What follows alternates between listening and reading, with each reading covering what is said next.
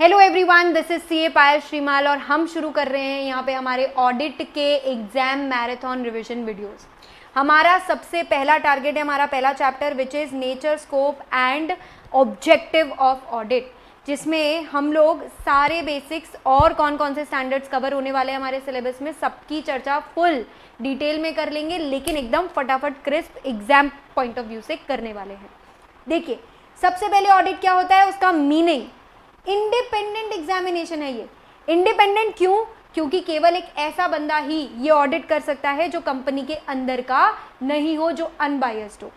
करते हैं यहाँ पर हम फिनेंशियल इंफॉर्मेशन की ऑडिट है, मगर फर्क ये है कि एंटिटी प्रॉफिट ओरिएंटेड भी हो सकती है, एनपीओ भी हो सकती है। मतलब आप प्रॉफिट कमाने के लिए, धंधा करने के लिए बिजनेस खोले हैं या फिर चैरिटी करने के लिए, ऑडिट तो सबकी हो सकती है।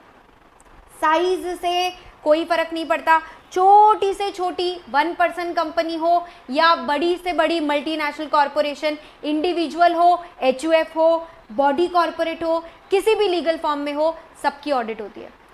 ऑडिट करने का केवल एक पर्पस, एक्सप्रेसिंग एन ओपिनियन, चाहे वो positive opinion, qualified, unqualified, adverse, disclaimer, कोई भी प्रकार का ओपिनियन देना हो। ये हमारा पहला टॉपिक होता है मीनिंग। कौन कर रहा है अपॉइंट और किसे करना है हमें रिपोर्ट सबमिट।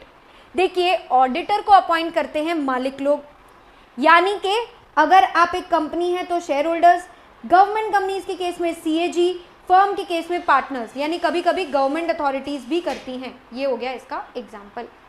ये बन गया कौन हमें अपॉइंट करता है और किसे हमें रिपोर्ट सबमिट करनी है। अब बात करेंगे कि ऑडिटर ने एक चीज इंश्योर करनी चाहिए, दैट फिनेंशियल स्टेटमेंट्स कहीं किसी को मिसलीड ना कर दे। मिसलीड करने का मतलब है फिनेंशियल स्टेटमेंट्स पढ़कर गलत कंक्लूजन पर पहुंचना। तो देखिए, कैसे आपके फिनेंशियल स्टेटमेंट्स मिसलीड नहीं करेंगे। अगर आप ये इंश्योर करते हैं कि सभी जर्नल एंट्रीज के पीछे कोई ना कोई वाउचर है, यानी सपोर्टिंग है, कोई भी एंट्री ओमिट नहीं हुई हो, सभी एंट्रीज से ही आप लेजर अकाउंट्स ड्रॉ करेंगे, इंफॉर्मेशन होनी चाहिए एकदम क्लियर, कंफ्यूजन नहीं होना चाहिए, अनएम्बिगुअस होनी चाहिए, इसका क्लासिफिकेशन अकाउंट में बराबर होना चाहिए, डिस्क्रिप्शन बराबर होना चाहिए और सारे नोट्स टू अकाउंट्स का डिस्क्लोजर बराबर होना चाहिए। ये ट्रू एंड फेयर प्रेजेंटेशन होनी चाहिए पीएनएल की और असेट लायबिलिटी यानी बैलेंस शीट की।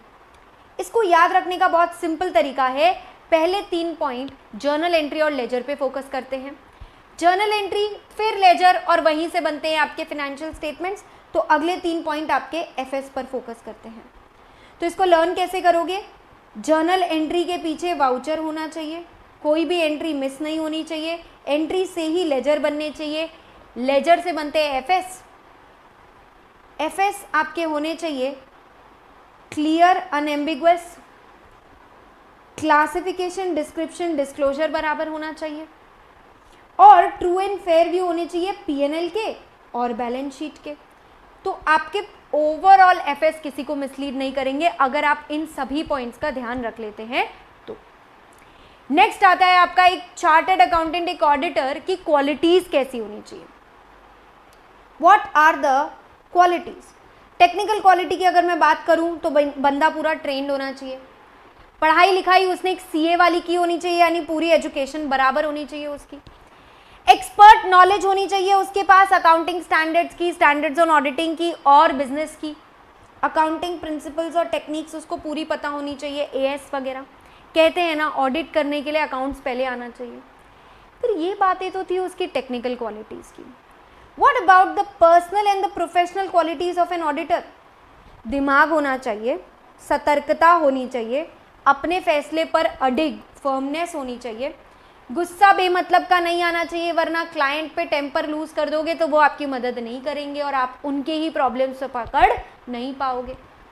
इंडस्ट्री जजमेंट और डिस्क्रिशन दोनों होना चाहिए आपके पास में, क्योंकि आपको एनालिटिकल प्रोसीजर्स लगाने हैं। भरोसा इतना कि क्लाइंट भी आप पे ट्रस्ट करके आपको बातें बता सके। पेशेंस खूब होनी चाहिए, because you don't know what you are dealing with and humans के साथ आपको डील करना है।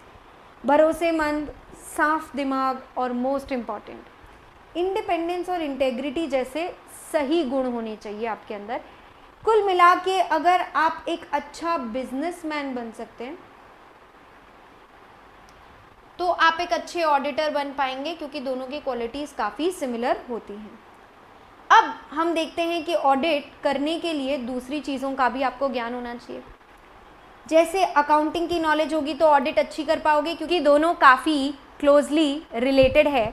यानी अगर आप अकाउंटिंग अच्छे से जानते हैं तो आप ऑडिट प्रॉपरली कर पाएंगे, ऑडिट रिव्यूज़ आपके बराबर हो पाएंगे।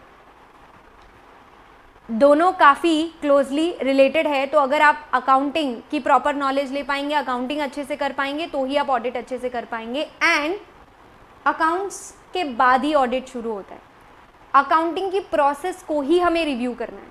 तो कुल मिला के अगर हमें अकाउंटिंग अच्छे से आती है तो हम ऑडिट अच्छे से कर पाएंगे। देन हमें बिहेवियरल साइंस पता होना चाहिए, ह्यूमंस कैसे बिहेव करते हैं, because we have to deal with a lot of people. बहुत ज़रूरी है हमारे लिए ये चीज़, very essential, how we interact with people, how people interact with us, it is very essential during entire audit. Stats और मैथ्स का use बहुत ज़्यादा है। जैसे हम लोग पूरा का पूरा ऑडिट तो नहीं करते ना, सारी चीज़ें तो नहीं चेक करते, हम लोग तो सैम्पलिंग करते हैं।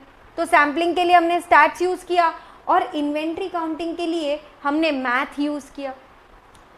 डेटा प्रोसेसिंग, आज के टाइम पे सारी की सारी एंट्रीज जो हैं वो हो रही है आपकी ईआरपी सिस्टम्स पर, यानी CIS, data analytics, information systems. तो data processing is in itself developing as a discipline. हमें पता होना चाहिए क्लाइंट क्या प्रोड्यूस कर रहा है, कैसे उसका बिजनेस चलता है। We need to understand the whole process, because if we know the clients process, if we know the clients function, तो प्रोडक्शन, कॉस्टिंग, मार्केटिंग जैसी चीज़ों पे हम वर्क कर पाएंगे, हमें समझ आ पाएगा इस प्रोसेस के बारे में, तो हम इसकी ऑडिट बराबर कर पाएंगे। देन आता है आपका लॉ का नॉलेज। एक ऑडिटर को अच्छी लॉ की भी नॉलेज चाहिए, क्योंकि business, corporate laws, Indian contract act, negotiable instrument act, direct taxes, indirect laws, इन सब की यूसेज उसको करनी होती है, इन सब के बारे में उसको बताना भी होता है, कंप्लायंस हुई है कि नहीं हुई है। Then economics, overall economic environment के बारे में आइडिया होना चाहिए क्लाइंट का। फिनेंशियल मैनेजमेंट, पैसा कैसे रेज करते हैं, कौन सा मेथड ऑफ काउंटिंग बेस्ट है, working capital management, fund flow, ratio, capital budgeting, इन सब की जो भी नॉलेज हम एफएम में लेते हैं। कुल मिला के अगर आप देखेंगे तो this is nothing but your various subjects, accounts, law, QA, आपका ईआईएस जो पहले हुआ करता था, कॉस्टिंग, फिनेंशियल मैनेजमेंट, ईएफएफ यानी इकोनॉमिक्स, एंड ये है लोगों की नॉलेज, बिहेवियरल साइंस, जो इकलौता ऐसा टॉपिक है जो आपका सब्जेक्ट नहीं है। इन सब की अगर ऑडिटर को नॉलेज होगी तो वो ऑडिट अच्छे से कंडक्ट कर पाएगा। अब देखिए, दो प्रकार की ऑडिट होती है। एक वो प्रकार जो मैंडेटरी है, लॉ ने कह दिया तो ऑडिट कराना पड़ेगा, जैसे कि कंपनीज एक्ट, इन सबको मैंडेटरी ऑडिट कराना पड़ता है। लेकिन अगर मैं बात करूँ वॉलंटरी ऑडिट की, मतलब ये लॉ ने नहीं कहा है, ये आप अपनी मर्जी से करवा रहे हैं। अब कोई भी अपनी मर्जी से ऑडिट क्यों करवाएगा, जब उसे कोई फायदे दिखेंगे। So we will discuss about the benefits of audit. Voluntary audit जैसे सोल प्रोप्राइटर, पार्टनरशिप, एचओएफ, ये सब करवाते हैं, क्यों? बिकॉज उनको कुछ बेनिफिट्स दिख रहे हैं। पहला बेनिफिट, जितनी भी इंटरनल कंट्रोल में कमी होगी वो मिल जाएगी, कोई भी फ्रॉड, एरर का डिटेक्शन हो जाएगा। जब एम्प्लॉयज़ को पता होगा कि उनके काम पर नज़र रखी जा रही है, मॉरल चेक, तो एम्प्लॉयज़ भी फ्रॉड करने से पहले कतराएंगे। इंफॉर्मेशन बहुत अच्छी मिलेगी तो यूज़र्स को अलग लेवल का कॉन्फिडेंस रहेगा, उन्हीं के फिनेंशियल इंटरेस्ट को आप सेफगार्ड कर पाओगे। सरकारी अथॉरिटीज़ को टैक्स कैलकुलेशन पर भरोसा होगा ऑडिटेड फिनेंशियल स्टेटमेंट्स को लेकर। बैंक्स वगैरह को भी लोन देने में और क्रेडिट डिसीजन लेने में ज़्यादा आसानी हो पाएगी, क्योंकि वो ज़्यादा अच्छे तरीके से आपके फिनेंशियल स्टेटमेंट्स पर भरोसा कर पाएंगे। अब आ जाता है पहला स्टैंडर्ड। स्टैंडर्ड्स की इंट्रोडक्शन और उसकी बातें मैं आपको बाद में बताऊंगी, पर पहला ऐसे जो इस चैप्टर में आपका कवर होता है वो है ऐसे 200 के डबल ओ से 200 है इसके अंदर, ये 200 को ऐसे पढ़ना 2O। पहला ओ है ओवरऑल, दूसरा ओ है ऑब्जेक्टिव्स। दो ओवरऑल ऑब्जेक्टिव्स होते हैं यहाँ पर, पहला और दूसरा।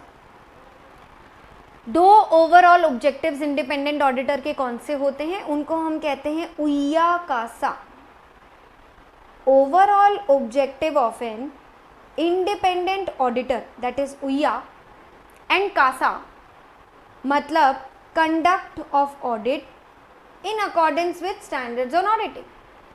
उय्या कासा मतलब स्टैंडर्ड्स के हिसाब से ऑडिट करना। ऑडिटर के क्या दो ऑब्जेक्टिव्स होते हैं उय्या कासा करते वक्त?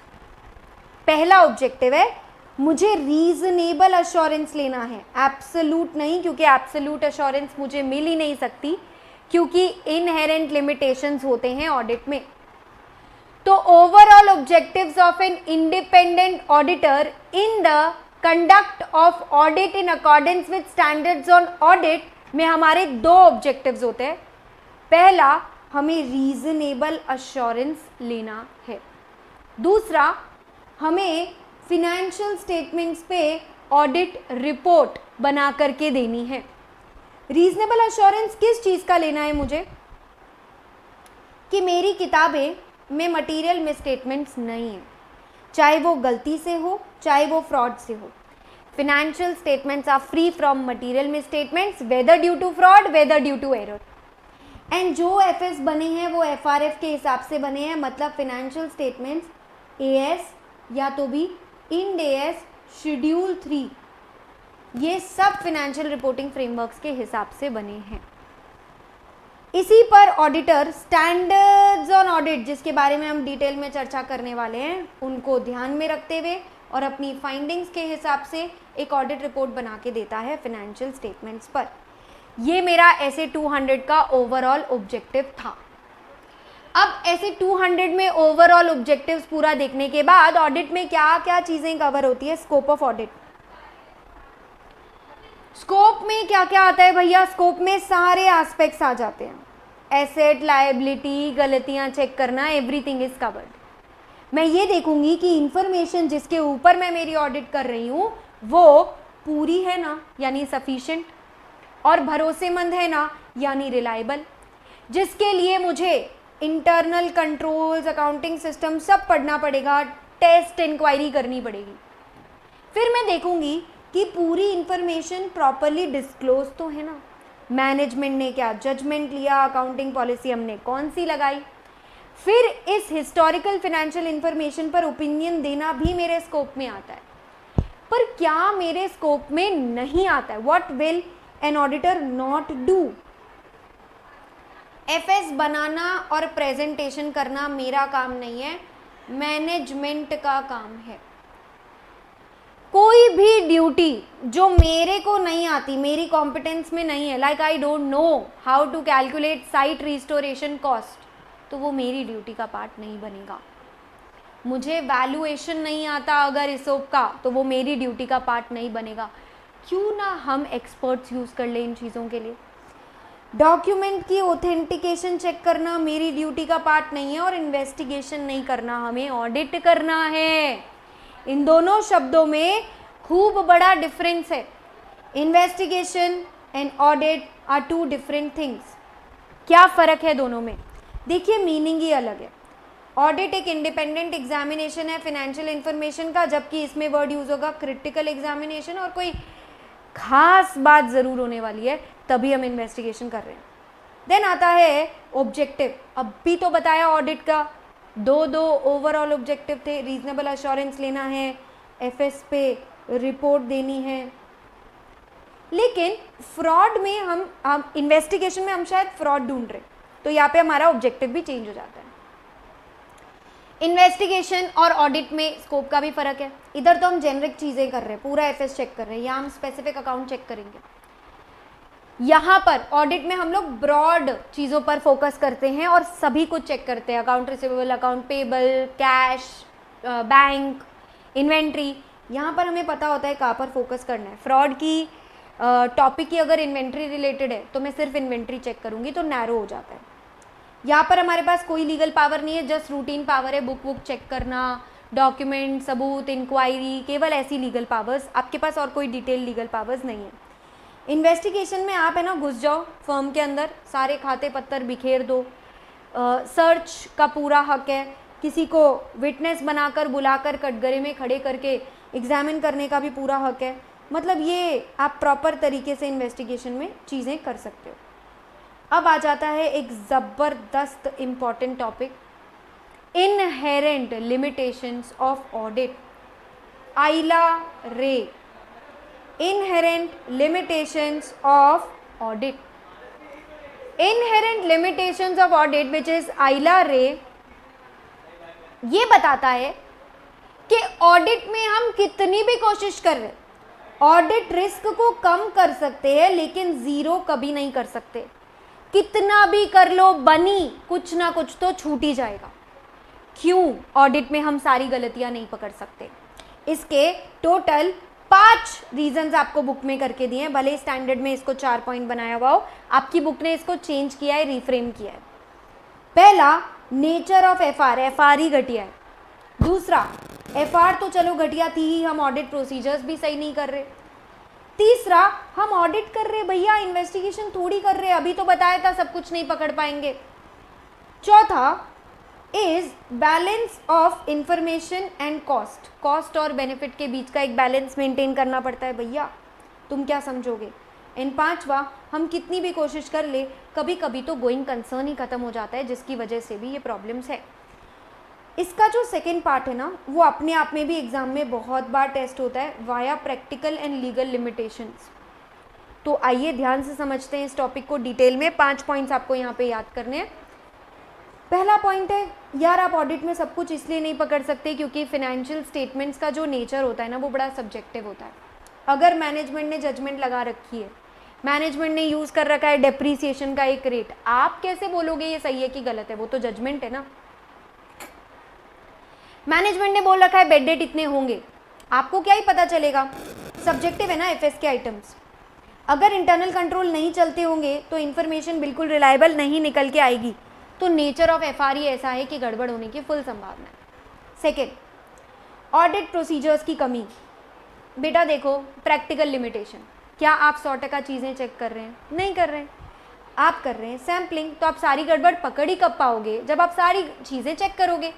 सारी चीज़ें ही चेक नहीं करी तो सारी गड़बड़ पकड़ ही नहीं पा सकते। ये प्रैक्टिकल लिमिटेशन वाला पॉइंट हुआ। अब आता है लीगल लिमिटेशन वाला पॉइंट।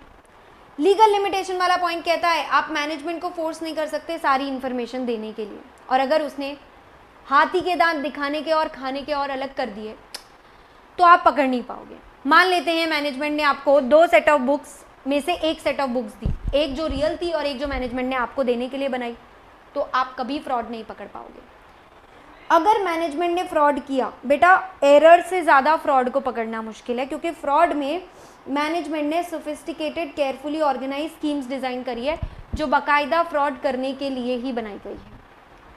तो आप कितनी भी कोशिश कर लें, आप ऑडिट कर रहे हैं ना, इन्वेस्टिगेशन थोड़ी कर रहे हैं, तो आप सारे फ्रॉड तो पकड़ पाओगे भी नहीं। फिर रिलेटेड पार्टीज के साथ किया गया ट्रांजैक्शन में दो गुंडे एक साथ मिलकर काम कर रहे हैं, आप कैसे पकड़ पाओगे? मियाँ बीवी राजी तो क्या करेगा काजी। अगर 2 लोग साथ में मिलकर रिलेटेड पार्टीज फ्रॉड कर रहे हैं तो ये तो ऑन पेपर ट्रांजैक्शन है, इनको आप कभी पकड़ पाओगे नहीं। देन आता है इंफॉर्मेशन की रेलेवेंसी ओवर टाइम खत्म हो गई। बेटा मान के चलो आपने पिछले साल प्रीवियस ईयर में कुछ सबूत इकट्ठा किए थे, अब वो इस साल तो कम रेलेवेंट हो जाएंगे ना अगर सिचुएशंस चेंज हो गई तो।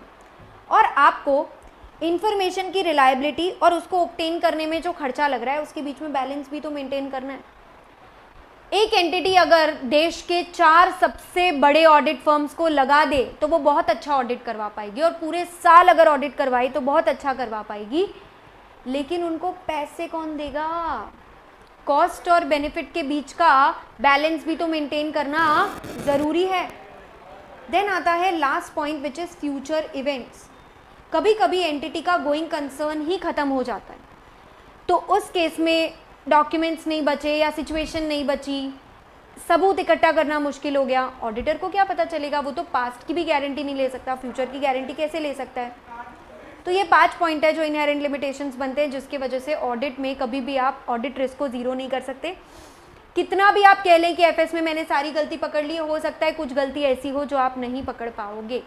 ये हो गया आपका इनहेरेंट लिमिटेशंस ऑफ ऑडिट। अब इंगेजमेंट एक अलग ही टॉपिक, जो एडिशंस हुए हैं ये न्यू टॉपिक्स हैं। इंगेजमेंट क्या होता है? एक सीए होता है और एक उसका क्लाइंट होता है। सीए को ये लोग प्रैक्टिशनर कहते हैं और फिर क्लाइंट, इन दोनों के बीच में कोई भी चीज़ को लेकर अगर फॉर्मल अग्रीमेंट हुई है तो वो इंगेजमेंट बन जाती है। इंगेजमेंट बच्चों दो प्रकार की होती है। ऑडिट अश्योरेंस टाइप की इंगेजमेंट है, क्योंकि इसमें आप कोई ओपिनियन या कोई आश्वासन दे रहे हो। तो एश्योरेंस इंगेजमेंट क्या होता है, उसके पहले मैं आपको बता दूं, दो प्रकार के इंगेजमेंट्स होते हैं। एक जिसमें ऑडिटर अश्योरेंस देता है यानी ओपिनियन देता है, और एक जिसमें वो अश्योरेंस नहीं देता, सिर्फ काम कर देता है, कोई ओपिनियन एक्सप्रेस नहीं करता। इसमें से अश्योरेंस इंगेजमेंट किसे कहते हैं, आइए देखते हैं।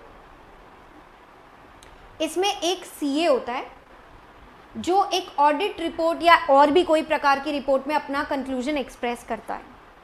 ये कंक्लूजन सभी यूजर्स का, जैसे कि शेयर होल्डर्स का, जबरदस्त कॉन्फिडेंस बढ़ा देते हैं। यूजर तो हालांकि क्लाइंट खुद भी होता है, लेकिन वो क्लाइंट का कॉन्फिडेंस नहीं बढ़ाती है, बाकी लोगों का कॉन्फिडेंस बढ़ा देती है, जैसे कि बैंक, जैसे कि गवर्नमेंट, जैसे कि शेयर होल्डर्स। पर ये कॉन्फिडेंस बढ़ाता कैसे है प्रैक्टिशनर? प्रैक्टिशनर क्या करता है ना, वो आउटकम निकाल के देता है बाय कंपेयरिंग टू थिंग्स। ये टू थिंग्स में क्या आता है, एक आता है सब्जेक्ट मैटर और एक आता है क्राइटेरिया। जैसे कि क्राइटेरिया है अकाउंटिंग स्टैंडर्ड्स और सब्जेक्ट मैटर है फिनेंशियल स्टेटमेंट्स। अब ऑडिटर क्या करेगा, एएस की कंपैरिजन एफएस से करके बताएगा कि क्या आउटकम बराबर है, क्या ये दोनों आपस में मैच होते हैं। अगर मैच होते होंगे तो वो कंक्लूजन अच्छी दे देगा और अच्छी कंक्लूजन पढ़ के यूज़र का कॉन्फिडेंस बढ़ जाएगा। ये पूरी प्रोसेस है अश्योरेंस इंगेजमेंट की। अश्योरेंस इंगेजमेंट के आइए एलिमेंट्स देखते हैं। तीन तो थी यहाँ पे पार्टियाँ। एक थी प्रैक्टिशनर जो कि बन गया आपका सीए, एक था रिस्पॉन्सिबल पार्टी जो एफएस की प्रेजेंटेशन और प्रेपरेशन करता है जो था अपना क्लाइंट, और एक है बेटा इंटेंडेड यूज़र जिसका एग्जाम्पल दिया मैंने आपको शेयर होल्डर्स। ये पढ़ते हैं और रिलाई करते हैं रिपोर्ट पर। एक होती है हमारी अप्रोप्रिएट सब्जेक्ट मैटर जिसमें हमने इंफॉर्मेशन एग्जामिन लिया यानी फिनेंशियल स्टेटमेंट्स। एक होता है आपका सूटेबल क्राइटेरिया जिसमें हमने बेंचमार्क लिया यानी आपके अकाउंटिंग स्टैंडर्ड्स। फिर हम लोग सफिशिएंट अप्रोप्रिएट सबूत इकट्ठा करते हैं।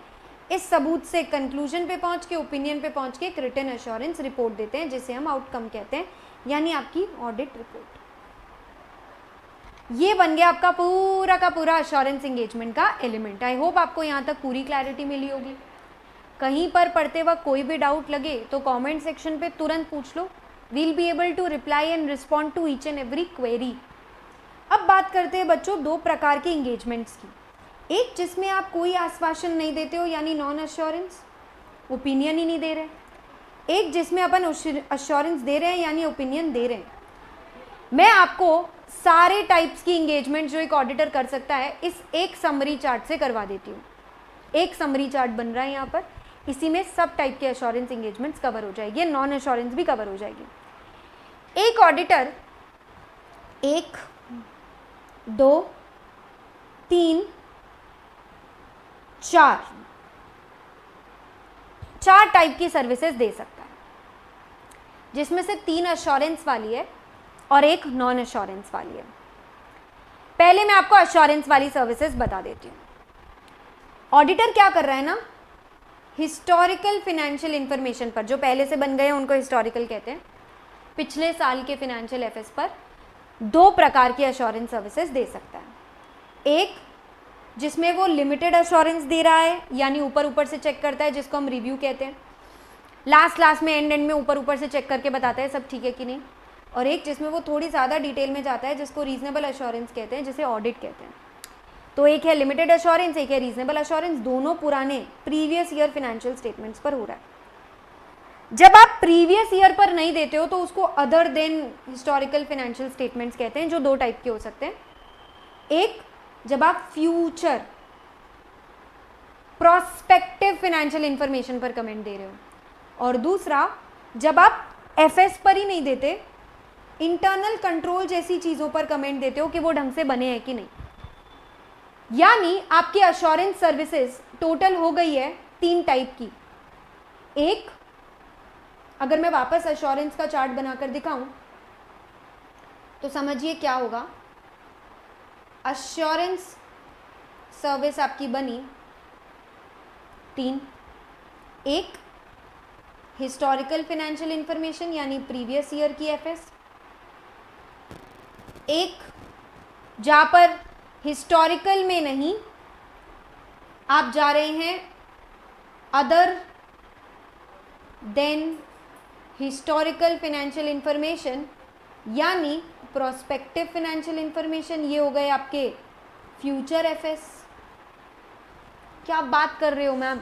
जो साल ही खत्म नहीं हुआ उसमें फ्यूचर एफएस को लेकर हम लोग कैसे कर सकते हैं कोई भी प्रकार का अश्योरेंस सर्विस?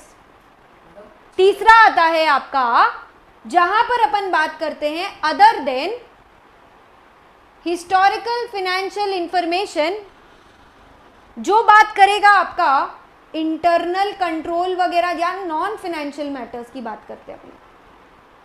बेटा नॉन फाइनेंशियल की बात करी मतलब एफएस को छोड़कर और भी कोई चीज एंटिटी में कैसी चल रही है कैसी नहीं चल रही है उस पर बात करेंगे, यानी इंटरनल कंट्रोल्स कैसे चल रहे हैं उस पर बात करेंगे हम लोग। ये हो गए आपके 3 part, future FS, previous year FS और एफएस ही नहीं। जब एफएस ही नहीं होगा तो हम लोग बात करेंगे नॉन फाइनेंशियल यानी इंटरनल कंट्रोल्स ढंग से चल रहे हैं कि नहीं सब सर्विस ऑर्गेनाइजेशन वगैरह में। इन तीनों पे अपन अश्योरेंस तो दे रहे हैं, मतलब ऑडिट रिपोर्ट दे रहे हैं, एक प्रकार की कोई भी प्रकार की रिपोर्ट दे रहे हैं, उस रिपोर्ट पर कमेंट दे रहे हैं। कमेंट देना मतलब अच्छा है कि नहीं है ऐसा ओपिनियन एक्सप्रेस कर रहे हैं। जब हम ओपिनियन ही एक्सप्रेस नहीं करते हैं तब हम नॉन अश्योरेंस रिपोर्ट देते हैं। नॉन अश्योरेंस में कोई भी चीज अच्छी है कि बुरी है हम वो नहीं बताते, आप हमें एक काम करने को कहो हम वो काम करके दे देंगे। जिससे कि हम मदद कर रहे हैं मैनेजमेंट की फाइनेंशियल स्टेटमेंट्स बनाने में, तो यार फाइनेंशियल स्टेटमेंट्स बनाने में मदद करिए ना, कमेंट तो नहीं किया ना उसके ऊपर। अगर कमेंट ही नहीं किया उसके ऊपर मतलब वो नॉन अश्योरेंस एंगेजमेंट बन जाएगा आपकी तरफ से। ठीक है, तो ये हम उसकी डिटेल में गए। वापस आते हैं नीचे की तरफ। जब मैं हिस्टोरिकल फाइनेंशियल इंफॉर्मेशन की बात करूंगी इस पे मैं 2 प्रकार की अश्योरेंस दे सकती हूँ, एक ज़्यादा एक थोड़ी कम। जब मैं ज़्यादा डिटेल में जाऊंगी उसे रीजनेबल अश्योरेंस कहेंगे, जैसे कि ऑडिट। इसमें शायद मैं पूरा 1 महीना दूँ, ज़्यादा गहराई में जाऊँ, ज़्यादा बड़ी टीम लेकर जाऊँ, ज़्यादा बड़ा सैंपल साइज लेकर ज़्यादा चेकिंग करूँ। दूसरा होता है कम, जिसको कहते हैं रिव्यू। इसमें आप लिमिटेड अश्योरेंस ही दोगे। लिमिटेड और रीजनेबल अश्योरेंस के बीच का भी फर्क मैं आपको अच्छे से अभी बता देती हूँ।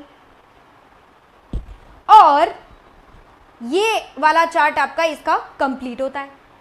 पहले मैं लिमिटेड और रीजनेबल अश्योरेंस के बीच का आपको डिफरेंस बता देती हूँ। रीजनेबल मतलब हाई लेवल ऑफ अश्योरेंस देना, जबकि लिमिटेड मतलब कम अश्योरेंस देना। रीजनेबल में काम भी ज़्यादा करोगे, कंक्लूजन भी रीजनेबल निकलेगा, एग्जाम्पल हो गया ऑडिट। लिमिटेड में प्रोसीजर्स भी कम करोगे और कंक्लूजन भी लिमिटेड दोगे, उसे रिव्यू कहते हैं। अब हिस्टोरिकल और प्रोस्पेक्टिव फाइनेंशियल इंफॉर्मेशन में क्या फ़र्क है वो भी देख लेते हैं। देखिए हिस्टोरिकल जो है वो हमेशा जो हो चुके इकोनॉमिक इवेंट्स है उसकी बात करेगा, पास्ट पीरियड वाले। ये पास्ट इवेंट ऑलरेडी अकर्ड की बात करेगा। इसमें हम सबूत इकट्ठा करते हैं, FSR free from material misstatement. Evidence भी पास्ट ओरिएंटेड होता है और इसकी हम रिपोर्ट में लिखते हैं ट्रू एंड फेयर व्यू मिला के नहीं मिला। ये रीजनेबल या लिमिटेड 2 टाइप के अश्योरेंस देता है। बट अगर मैं प्रोस्पेक्टिव की बात करूँ, ये फ्यूचर रूटेड इवेंट्स होते हैं, अभी तक जो हुए नहीं है, इसमें एंटिटी क्या एक्शन लेगी वो भी हमें पता नहीं है, हम श्योर नहीं है क्योंकि ये फ्यूचर इवेंट्स है, ये फोरकास्ट के फॉर्म में होता है। जो हमें सबूत भी लेने हैं ना बेटा, वो किस बारे में लेने हैं कि मैनेजमेंट ने जो फ्यूचर एफएस बनाए हैं कब बनाती है मैनेजमेंट फ्यूचर एफएस? जब उसे लोन वोन लेना होता है। तो क्या मैनेजमेंट ने जो अजम्पशंस लिए हैं वो रीजनेबल तो हैं कि अनरीजनेबल है? क्या सारे अजम्पशंस को प्रॉपरली डिस्क्लोज तो किया है कि नहीं किया है? क्या एविडेंस फ्यूचर ओरिएंटेड है कि नहीं है? इसकी रिपोर्ट भी ऐसे बनती है, पता है, हम लिमिटेड से भी कम या कभी कभी मॉडरेट लेवल का अश्योरेंस देते हैं, नेगेटिव ओपिनियन देते हैं। नेगेटिव ओपिनियन का मतलब है हम ऐसे नहीं लिखते कि कुछ भी गड़बड़ नहीं है, हम ऐसा लिखते हैं यार कोई गड़बड़ प्रैक्टिशनर की अटेंशन में आई तो नहीं है, मतलब हो तो सकती है, हमें नहीं मिली है। हम बहुत सेफ खेलते हैं ये रिपोर्ट देते वक्त। ये हो गया हमारा HFI और PFI का भी डिफरेंस। अब बेटा आ जाती हूँ मैं नॉन एश्योरेंस सर्विस पर। नॉन एश्योरेंस में हम ओपिनियन ही नहीं दे रहे, हम क्या कर रहे हैं पता है, या तो तुमको FS बनाने में मदद कर रहे हैं जिसे कंपाइलेशन बोलते हैं, इस पर हम एश्योरेंस नहीं देते। वी डोंट से कि FS अच्छे बने कि बुरे बने, हम तुम्हारी मदद कर देंगे, क्योंकि जो बना रहा है वो तो कैसे कमेंट कर सकता है ना अच्छा है कि बुरा है, उसे तो अच्छा ही लगेगा, खुद के बनाया हुआ हाथ का खाना भी इतना पसंद आता है, तो फाइनेंशियल स्टेटमेंट्स तो सही लगेंगे। या फिर हम एक चीज कर सकते हैं कि तुम हमें कह दो क्या करना है, हम वो करके दे देंगे। जैसे कुछ कुछ एंटिटीज के केस में accounts payable, accounts receivable, inventory, related party, sales, profit, segment related आपने किसी को प्रोसेस करने को बोला। जैसे आपने किसी CA को बोला डेटर्स की एजिंग निकाल के दो, कितने टाइम से पैसा आना बाकी है वो सब कैलकुलेट करके दो। तो अग्रीड अपॉन प्रोसीजर जब कोई आदमी करेगा ना तो उसे नॉन अश्योरेंस इंगेजमेंट कहते हैं। ये हो गए आपके types of engagement. In engagements को करने के लिए ICAI ने अब तक कुछ रूल्स एंड रेगुलेशंस निकाले हैं। इन स्टैंडर्ड्स को सभी CA को पालन करना पड़ता है जो भी इनमें से कोई भी इंगेजमेंट कर रहा है। जैसे बच्चों मैं आपको लिंक करा देती हूँ, आपके कुल इतने प्रकार के स्टैंडर्ड्स होते हैं जिसकी पूरी एक लिस्ट भी मैं अभी आपको दे दूंगी जिसको आपको याद करके चलना है, क्योंकि मोटा मोटी ये तो सारे आपको सिलेबस में ही हैं और ये भी, क्योंकि ये एक ही होता है। ये तीनों सिलेबस में नहीं है लेकिन इनके एग्जाम्पल्स सिलेबस में है, इसीलिए इसकी भी लिस्ट तो याद करके चलनी है। ये क्या है मैं समझा देती हूँ। कुछ इंगेजमेंट और क्वालिटी कंट्रोल स्टैंडर्ड्स ICAI ने निकाले हैं ताकि सभी CA क्वालिटी अच्छी दे सके। अब अगर ये स्टैंडर्ड्स नहीं होते तो मैं अपने तरीके से काम करती और कोई और अपने तरीके से काम करता, तो लोगों को कैसे पता चलता कि क्या सही है क्या गलत है। इसीलिए SQC1, SAs, SRE, SAE, SRS प्रकार के अलग अलग स्टैंडर्ड्स निकाले so that me and any other CA giving these services will have a bare minimum quality। ये एक मिनिमम स्टैंडर्ड है, आप इससे ज़्यादा कुछ करना चाहो तो वेल एंड गुड, पर इतना तो हर CA को करना ही पड़ेगा। ये अलग अलग चीज़ों पर लग रहे हैं, ये प्रोसीजर्स अलग अलग चीज़ों पे लग रही है। जैसे कि SQC1 ये तो सारी इंगेजमेंट्स पर लगता है, ये ओवरऑल क्वालिटी कंट्रोल कहता है कि हर फर्म के अंदर बढ़िया क्वालिटीज़ होनी चाहिए। स्टैंडर्ड्स ऑन ऑडिटिंग 100 से लेकर 999 तक है, ये ऑडिट पर लगते हैं और इसीलिए ये हमारे सिलेबस के लिए मोस्ट रेलेवेंट है क्योंकि हम मेन ऑडिट ही पढ़ रहे हैं। अगर आप रिव्यू करोगे यानी कम ऊपर से कम चेकिंग करोगे तो उस पर कम स्टैंडर्ड्स लगेंगे, उसकी ये सीरीज़ है।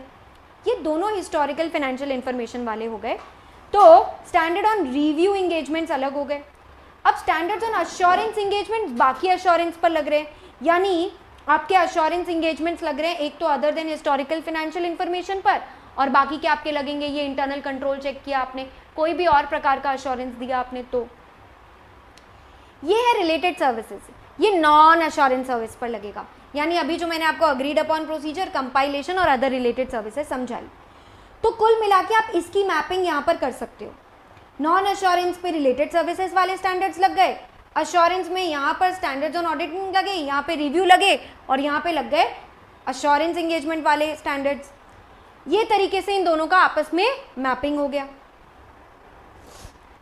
लास्ट पार्ट, इन्हीं स्टैंडर्ड्स की एक लिस्ट में आपको बता देती हूँ और क्या आपको सिलेबस में है, कहाँ है वो भी बता देती हूँ। SQC1, SA 200 स्टैंडर्ड्स सारे सिलेबस में है और SQC भी एक ही है और वो भी आपको सिलेबस में है ही। ये पूरा का पूरा पार्ट यहाँ तक के 700 तक आपको सिलेबस में है, बारिंग अ फ्यू स्टैंडर्ड्स। कौन कौन सा नहीं है वो बता देती हूँ, ज़्यादा आसान होगा। 240, 250, 402, 540, 620 और 720 नहीं है, बाकी सब अलग अलग चैप्टर्स में है। कौन से चैप्टर में कवर होगा उसकी लिस्ट यहाँ पे मैंने आपको दे दी। 800 सीरीज से लेकर ये सब पूरा पार्ट आपको सिलेबस में नहीं है, लेकिन एग्जाम पॉइंट ऑफ व्यू से एग्जाम्पल के फॉर्म में ये लोग बार बार रिव्यू में कौन कौन सा आता है, एसएई में कौन कौन सा आता है, एसआरएस में कौन कौन सा आता है, लगातार पूछ रहे हैं। इसीलिए एक ओवरव्यू लेते हुए चलते हैं। एसक्यूसी 1 और स्टैंडर्ड्स बाकी के तो सिलेबस में है ही, तो इनकी डिटेल अभी नहीं बता रही हूँ। सिर्फ इतना बता देती हूँ, 200 सीरीज जनरल की बात करता है, 300 सीरीज रिस्क असेसमेंट की, 500 में सबूत इकट्ठा करते हैं, 600 में दूसरों का काम इस्तेमाल करते हैं, 700 में अपने आप कंक्लूजन और रिपोर्टिंग की बात करते हैं, 800 जो कि स्पेशल सर्विसेज होते हैं। स्पेशल यानी इसमें आपने एफएस बनाए ही स्पेशल पर्पस के लिए हैं, सभी जनता के लिए नहीं बनाए। शायद किसी बैंक के लिए बनाए हैं, किसी कॉन्ट्रैक्ट के बेसिस पर बनाए हैं, या समरी बनाए हैं। तो ये स्पेशल वाले प्रोविजंस हो गए 800 सीरीज, ये भी आपको सिलेबस में नहीं है। रिव्यू क्या होता है, आपने डिटेल में एफएस चेक ही नहीं करे। जब आप पूरे साल का करते हैं तो 2400 लग जाता है आपको हिस्टोरिकल एफएस को ऊपर से चेक करना। जब आप बीच साल में, अब आपको पता ही होगा कि भाई हमारे देश के अंदर में जो कंपनीज हैं, लिस्टेड कंपनीज हो गई, अनलिस्टेड पब्लिक कंपनीज हो गई, इनको जो है बार बार बीच साल में क्वार्टरली एफएस बनाना पड़ता है। उस क्वार्टरली एफएस का ऑडिट करने जितना समय तो मिलेगा नहीं, तो उस पर 2410 में रिव्यू करते हैं हम लोग, ऊपर से चेकिंग करते हैं उसकी। देन आता है अश्योरेंस इंगेजमेंट। अब ये other than historical financial information audit या रिव्यू है, ठीक है। तो इसमें क्या करना है अपने को, इसमें हम हिस्टोरिकल पे नहीं वर्क कर सकते, यानी या तो प्रोस्पेक्टिव पे वर्क करेंगे, ये फ्यूचर वाले एफएस हो गए आपके, जिसका स्टैंडर्ड है 3400। बैंक वगैरह को जब हम जमा करवाते हैं ना, ये तो ऑडिटर ने जब प्रोस्पेक्टिव पे कमेंट किया हुआ रहता है ना, बैंक को ज़्यादा भरोसा आता है। कंपनी तो क्या करेगी, लिख के दे देगी, हाँ हम अगले साल में, अगले 5 सालों में इतना पैसा कमाएंगे। जब ऑडिटर वो कंक्लूजन्स वगैरह पढ़ के और अजम्पशंस पे कमेंट करता है, तो बैंक को ज़्यादा भरोसा होता है कि हाँ भाई सही बोल रही है ये कंपनी। फिर 3402 controls at service organisation, internal controls ठीक है कि नहीं, जिस भी कंपनी का सॉफ्टवेयर मैंने लिया उस कंपनी के कंट्रोल्स अच्छे हैं कि नहीं, उस पर कमेंट किया। तो मैंने तो फाइनेंशियल स्टेटमेंट्स पे कमेंट ही नहीं किया, तो ये अदर देन वाला हो गया। प्रोस्पेक्टस के ऊपर कमेंट करना, प्रोस्पेक्टस में अंदर जो इन्फॉर्मेशन यूज़ की गई है वो बराबर है कि नहीं, उस पर कमेंट करना, तो ये 3420 3 स्टैंडर्ड्स इसके वर्क करते हैं।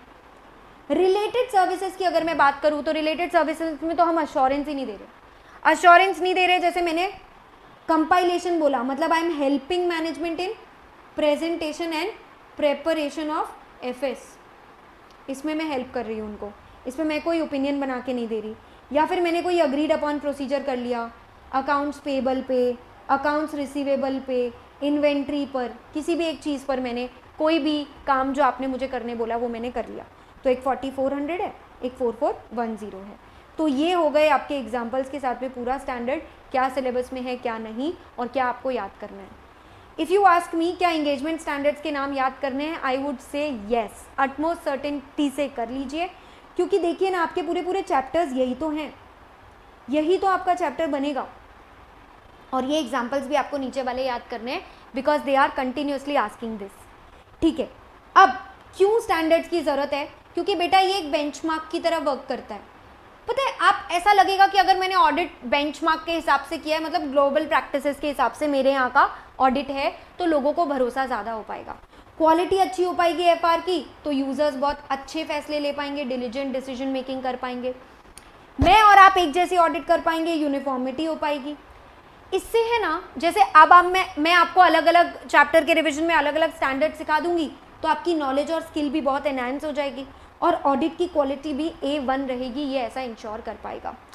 प्रोफेशनल अकाउंटेंट्स का स्टैंडर्ड्स फॉलो करते वक्त क्या ड्यूटी है, ये भी अभी रिसेंट में पूछा जा रहा है। और थियोरेटिकल आपका जो एक क्वेश्चन बैंक होता है टेक्स्ट बुक का, उसमें ये क्वेश्चन इंक्लूडेड भी है कि एक सीए की ड्यूटी बनती है उसे सारे स्टैंडर्ड्स फॉलो कर लेने चाहिए। उसकी ये भी ड्यूटी बनती है कि कभी कभी किसी स्पेसिफिक सिचुएशन में कोई प्रोसीजर नहीं लग रहा, जैसे कि मैं कोशिश कर रही हूँ बार बार, मुझे किसी डेटर से कांटेक्ट में आना है, पर मैं वो नहीं कर पा रही, तो ऐसे में मुझे ऑल्टरनेटिव ऑडिट प्रोसीजर करना चाहिए। क्यों मैं नहीं कर पा रही, दिया गया प्रोसीजर वो मुझे लिखना पड़ेगा। मतलब why did I depart from any standard, what did I do instead of what you ask me to do.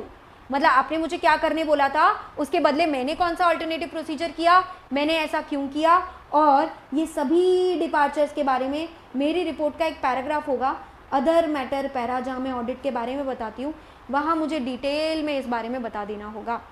हालांकि सिर्फ रिपोर्ट में लिख देने से आपकी ड्यूटी ख़त्म नहीं हो गई है, आपको स्टैंडर्ड तो कंप्लाई फिर भी करना है। इसके साथ हम कंप्लीट करते हैं हमारा चैप्टर 1 का full exam oriented revision. You will find this document in the description, and कोई भी डाउट रहे तो please let me know in the comment section. All the best for your exams and wait, we are going to upload all the chapters revision in the coming time. Thank you, bye bye, take care.